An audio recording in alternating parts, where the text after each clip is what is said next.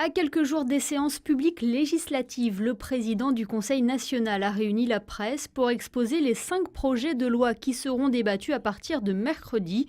C'est en présence des rapporteurs que ces textes ont été tour à tour développés.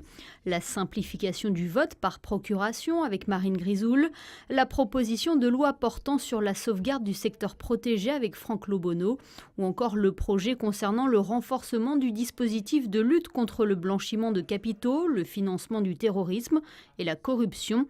Un texte pour se mettre en conformité par rapport à la nouvelle directive européenne. Nous avons déjà une législation de lutte anti-blanchiment, financement du terrorisme et la corruption.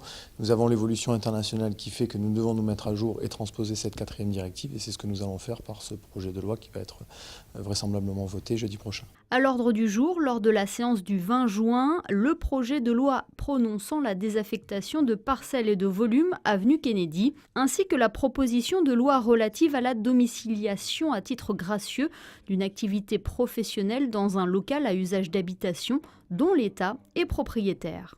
C'est un texte qui va permettre aux jeunes entrepreneurs de bénéficier d'une gratuité de la domiciliation et d'aucune durée dans le temps pour cette domiciliation de leur activité.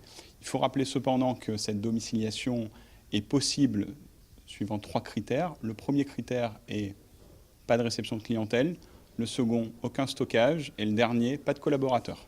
Voilà, pour permettre bien évidemment l'équilibre du foyer personnel. Voilà donc pour les 5 projets de loi qui seront débattus à partir de mercredi.